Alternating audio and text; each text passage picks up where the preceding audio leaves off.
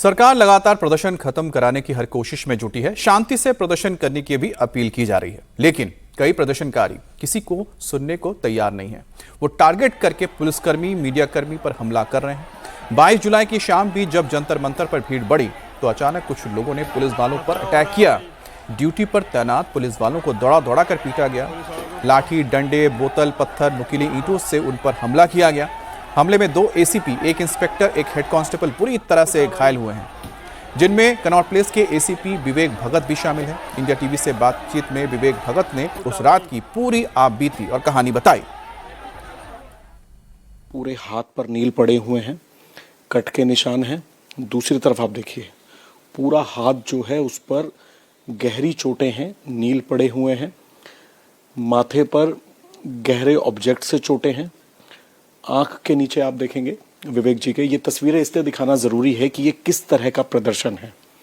ये आप देखिए, आंख के नीचे पूरी स्वेलिंग है, दोनों आंखें सूजी हुई हैं और सिर्फ सूजी नहीं हुई बल्कि आपको ब्लड नजर आ रहा होगा। इस तरीके के मार्क दिल्ली पुलिस के एसीपी को कोई इस तरीके से क्यों मार रहा है? ये कैसा प्रदर्शन है? आपकी मांगे हैं, एक एसीपी को मारा जा रहा है, नुकीली ईंटों को ईंटें नुकीली की जा रही हैं ताकि गहरे घाव हों। सर, आपके दांत में भी चोट लगी, दांत भी टूटा है? हाँ, मेरे सामने वाले 2 दांत टूट चुके हैं सर। ये देखिए, ये तस्वीरें दिखाना बेहद जरूरी है कि दिल्ली पुलिस के एसीपी के दांत तोड़े गए। जो हमारे आगे 4-5 दिल्ली पुलिस के जवान थे, उन पे वो पानी की बोतलों के द्वारा उनके ऊपर हमला किया गया, उनको घेर लिया गया। हम जैसे ही पास पहुंचे तो वो जैसे तैसे करके अपनी जान बचाई उन्होंने और आगे बढ़ गए।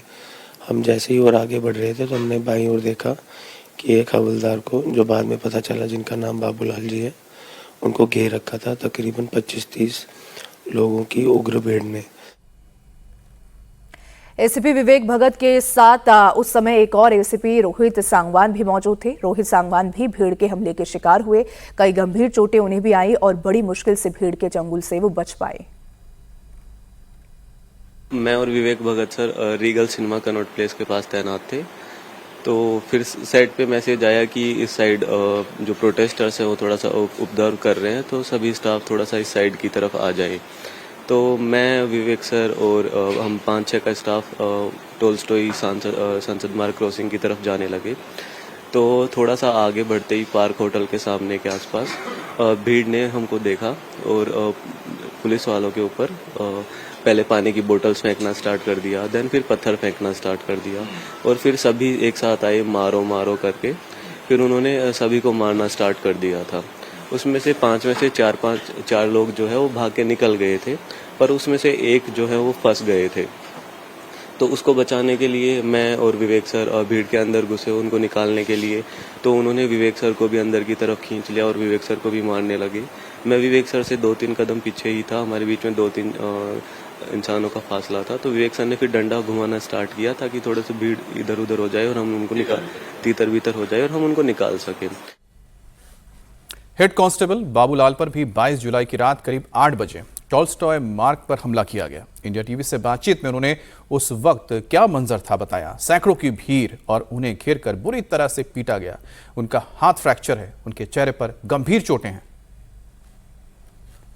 सर, हम टॉलस्टॉय रेड लाइट्स पे हमारी ड्यूटी थी सुबह से ही, और हम रीगल से और ये पार्क होटल के आगे से जा रहे थे। जैसे पार्क होटल क्रॉस किए, शांत, कोई बात नहीं थी। 2000 के लगभग लोग टूट पड़े, एकदम से दबोच लिया। हमारे साथ स्टाफ था, उनको भी समझ में नहीं आई क्या हुआ, कहाँ गया हमारा बंदा, और दबोच के खूब मारा। सर, मेरे को तो ये भी होश नहीं रहा कब क्या हुआ, मतलब धका धक लठ भी मारे, सर में भी, और चाकू भी ले रहे थे 2-3 लोग। तो वो हेलमेट था, उस वजह से लठ से बचाव हो गया। फिर हेलमेट टूट गया, उसके बाद ये चाकू मारा है सर में। तो 4 से 5 इंच घाव है। और कितने टाँके आए हैं? 5 से 6 स्टेज हैं सर, और काफ़ी पेनफुल है। हड्डी भी टूटी है, डॉक्टर कह रहे थे ग्रेविस इंजरी है। और हाँ, ये हाथ तो पूरा काम नहीं कर रहा, ये तोड़ दिया है सर, और पूरा पीठ में मार रखा है दबा के। तो अचानक से भीड़ जो है, लोग जो वहां पे मौजूद थे वो एकदम एग्रेसिव क्यों हो गए? वो सर शाम के टाइम ऐसा ही कर रहे थे, जैसे पुलिस को देखते थे हाँ उल्ला करके, और अचानक से मतलब जैसे बिल्ली दबोचती चूहे को ना, ऐसे तुरंत से दबोच लिया उन्होंने, संभलने का मौका ही नहीं दिया। वो हमारे सरकारी सेट था वो भी ले गए, मेरे फोन भी ले गए, मेरी जेब भी निकाल ले गए। अच्छा, जो भी आपके पास था सब वो लूट कर भी ले गए? सब क्या क्या लूटा उन्होंने आपके पास से? सरकारी सेट था हमारा वो भी ले जो गए। वायरलेस सेट होता है। हाँ वायरलेस सेट, और फोन था वो भी ले गए, और जेब जाब सब खाली कर ले गए। तो कितनी बार सिर में जो है वार किया है? सिर में सर 3 लठ लगे हैं, वो हेलमेट ने झेल लिए। और चाकू से? वो बेहोश हो गए, फिर पता नहीं चला। कितने बजे की करीब की घटना होगी ये 7 से 8 बजे के लगभग है। हमारे स्टाफ कोई सिविल ड्रेस में था, वो आ गए, इसी वजह से बच गए, नहीं सर रात आप लोगों से ये हो नहीं पाती बात। कितने लड़कों के हाथ में चाकू होगा? 2-3 चाकू दिखाई दे रहे थे सर, इतनी मार पड़ रही थी कुछ सूझ ही नहीं रहा था। गुजरात से लेकर असम और उत्तर भारत के पहाड़ी राज्यों में आसमान से आफत बरस रही है। सबसे ज्यादा हालात गुजरात और असम में खराब देखने को मिल रहे हैं, जहां जल प्रलय जैसे हालात बने हैं। बात अगर गुजरात की जाए तो दक्षिण गुजरात का बड़ा इलाका भारी बारिश और बाढ़ से बेहाल है। तस्वीरें महाराष्ट्र गुजरात बॉर्डर की दिखा रहे, जहां कुदरत का ऐसा कहर बरपा है मानो जिंदगी की रफ्तार थम गई है। और जगह जगह गाड़ियां डूब गई हैं। 30 से 40 किलोमीटर तक का लंबा जाम भी लग गया। कुछ लोग जान बचाने के लिए कुछ गाड़ियों के ऊपर चढ़ गए। पिछले 48 घंटों में सबसे ज्यादा बारिश दक्षिण गुजरात के वलसाड जिले में हुई है। यहाँ के उमरगांव में तो पिछले 2 दिनों में करीब 57 इंच पानी आसमान से बरसा है। पूरे वलसाड जिले में 48 घंटे में एवरेज 40 इंच के आसपास बारिश हुई। नवसारी जिले में भी पिछले 48 घंटों में एवरेज 32 से 35 इंच बारिश हुई है। पिछले 24 घंटों में बरसात का फोकस मध्य और उत्तर गुजरात की तरफ शिफ्ट हुआ है। और यह तस्वीर आपको दिखा रहे हैं गुजरात के वलसाड की, जहां एक लग्जरी बस बाढ़ की चपेट में आ गई। इस बस में सवार 35 यात्रियों को हेलीकॉप्टर की मदद से रेस्क्यू किया गया है। घटना वलसाड के अमेनिटी कोपारली रोड पर हुआ है, जहां लग्जरी बस बाढ़ की चपेट में आने के बाद डूब गई। अब जिसके बाद इसमें मौजूद लोगों को हेलीकॉप्टर के जरिए बाहर निकाला गया।